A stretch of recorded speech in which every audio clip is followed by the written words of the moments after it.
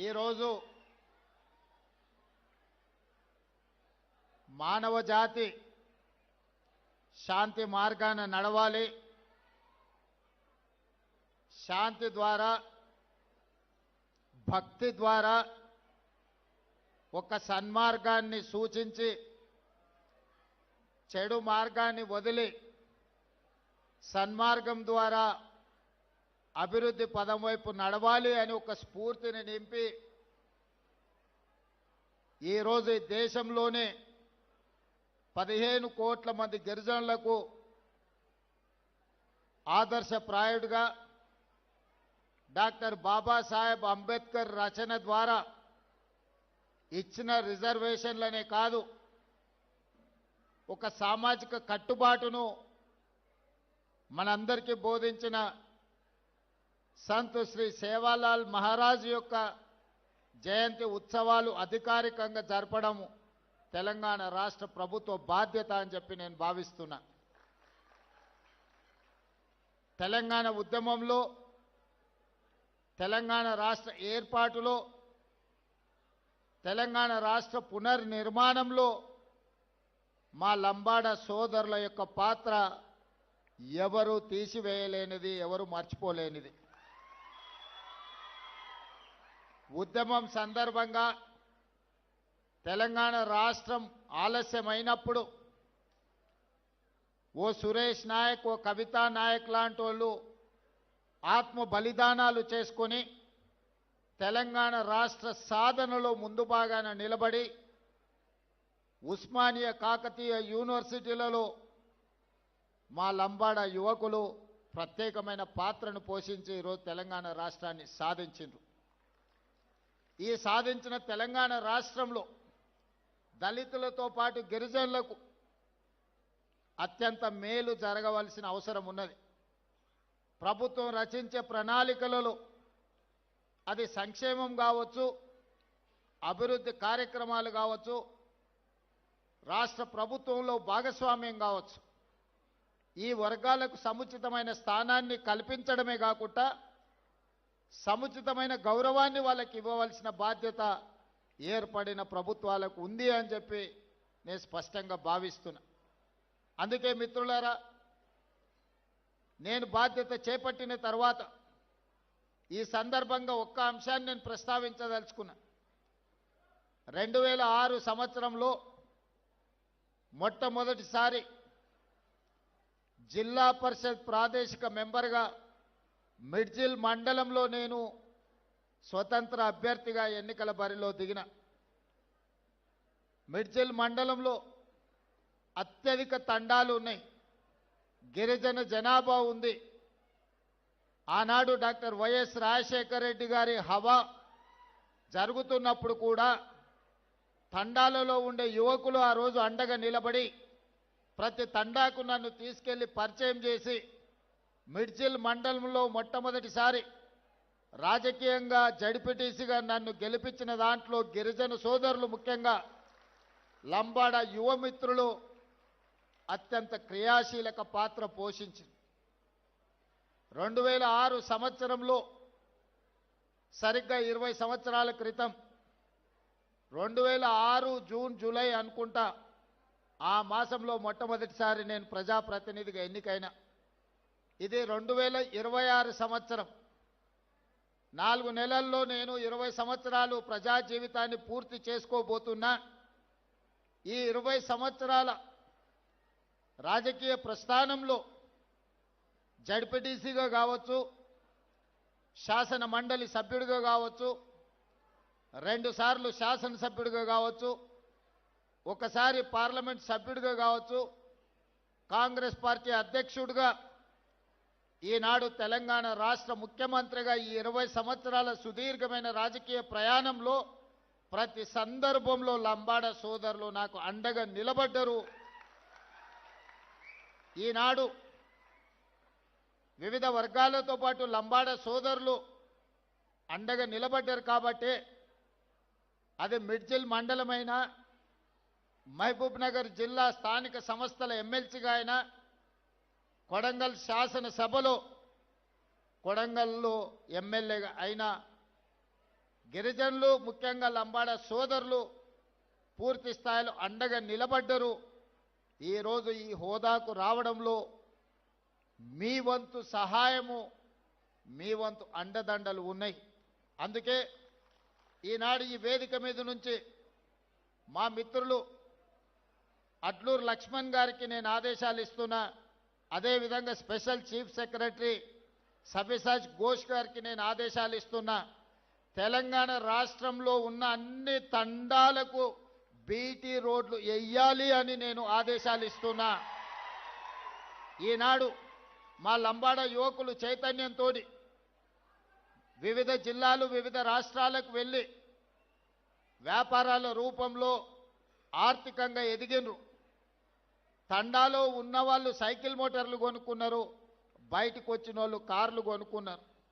సొంత ఊరికి వెళ్ళాలి అని అంటే వాళ్ళ తండాకి వెళ్ళాలి, తండలో ఉండే వాళ్ళ దాయాదులను కలవాలి అని అంటే వాళ్ళు కొనుక్కున్న సైకిల్ మోటార్ అయినా కార్ అయినా ఆ తండాలకు వెళ్ళలేని పరిస్థితి. వాళ్ళు బయట ఎంత గొప్పగా రాణించినా సొంత ఊరికెళ్ళి సొంత వాళ్ళని కలవాలనుకున్నప్పుడు రహదారులు లేని పరిస్థితి ఈరోజు మన రాష్ట్రంలో ఉంది. అందుకే స్పష్టమైన ప్రణాళికతోని నేను చీఫ్ సెక్రటరీ గారికి ఇన్స్ట్రక్షన్స్ ఇస్తున్నా. ప్రతి తండాలో పాఠశాల ఉండాలి, పాఠశాల భవనానికి మీరు ఏర్పాట్లు చేయండి.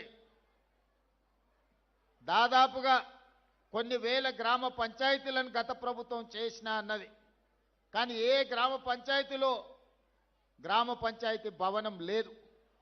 గ్రామ పంచాయతీ భవనం లేకుండా గ్రామ పంచాయతీ సర్పంచ్ ఎవరైనా గిరిజన సోదరుడే అవుతాడు. అది గూడాలు కావచ్చు, తండాలు కావచ్చు.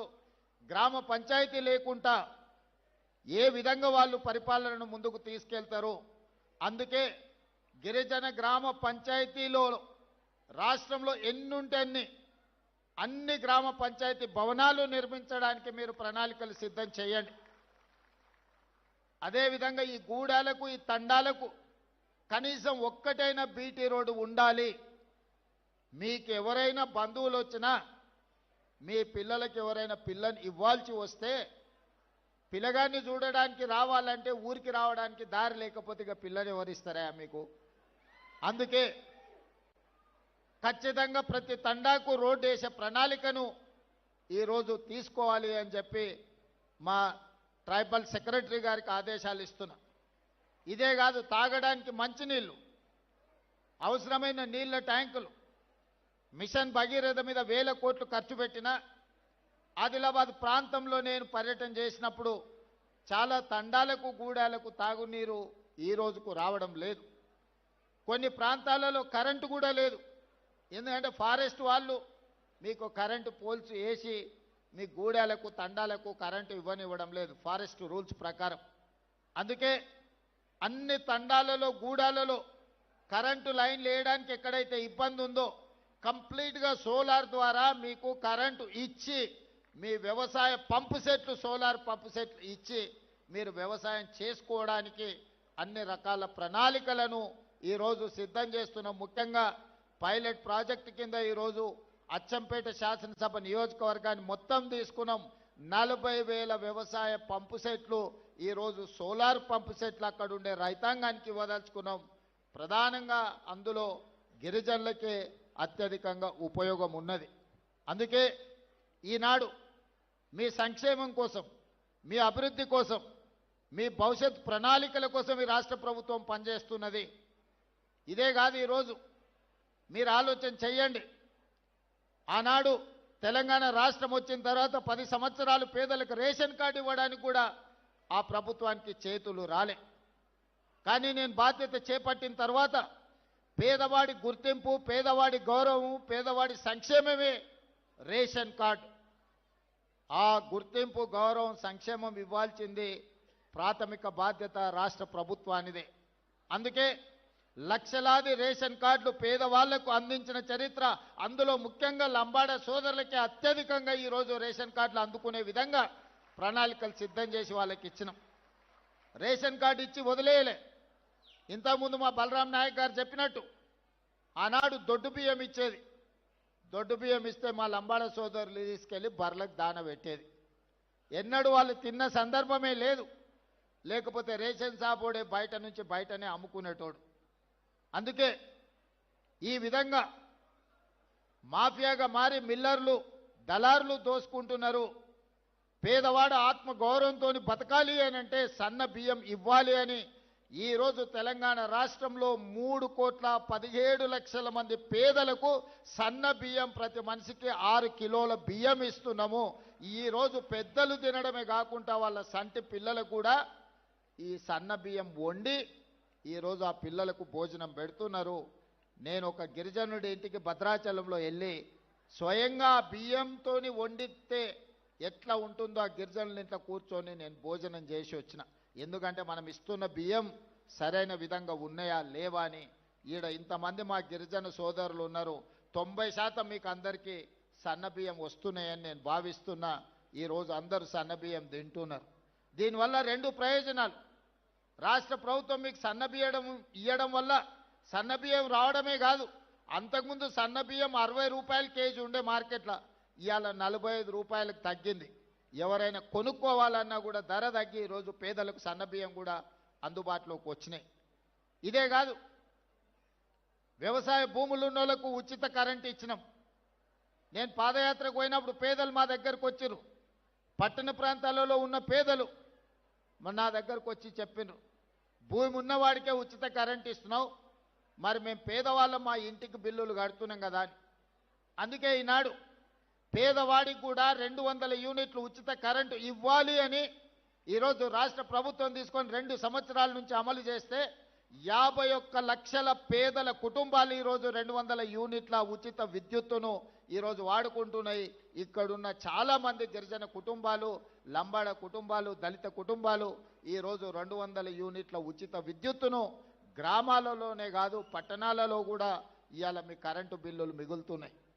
ఈరోజు ఈ విధంగా పేదలకు, ముఖ్యంగా మా ఆడపడుచులకు, గతంలో అమ్మగారింటికి వెళ్ళాలన్నా అమ్మవారిని దర్శించుకోవాలన్నా ఇంటాయనను లేకపోతే కన్న కొడుకు దగ్గర చేయి ఆపే పరిస్థితి.